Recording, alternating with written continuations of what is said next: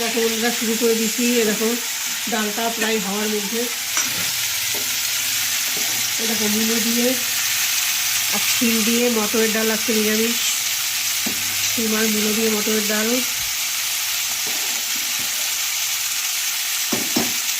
ধনে পাতা নেই, ধনে পাতা দিতে পারবো না, থাকলে দিয়ে দিতাম।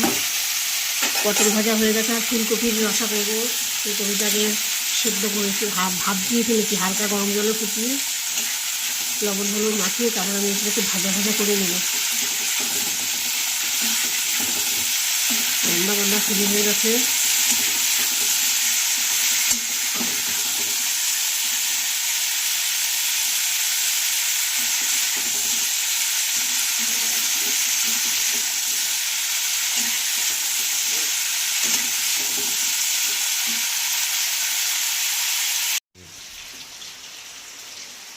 দেখো বন্ধুরা, দেখো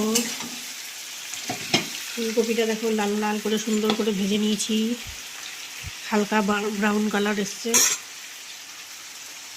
ফুলকপি ভালো করে না ভাজলে পরে কাঁচা কাঁচা গাছ গাছ গন্ধ করে। আমি ভালো করে ফুলকপিটা আমি ভেজে নিয়ে আলুটা ভাজছি, আলুটাও একটু ভালো করে ভেজে নেবো।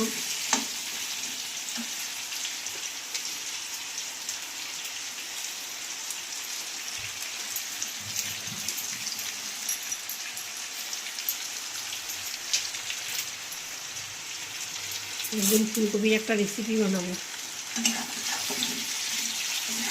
সুন্দর রেসিপি বানাবো ফুলকপির একটা রেসিপি বানিয়ে তোমাদের কাছে শেয়ার করবো।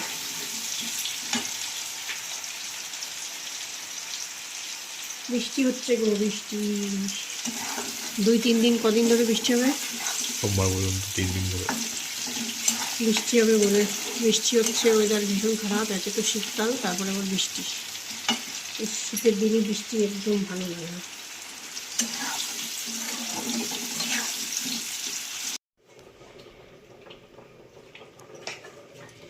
দেখো বন্ধুরা, ঢালছি। একটু ঝোল ঝোল রেখেছি, পরে ঝোলটা থাকবে না, শুকিয়ে যাবে, টেনে যাবে। সব কিছু রান্না কমপ্লিট, ওদিকে ভাতটা ফুটছে।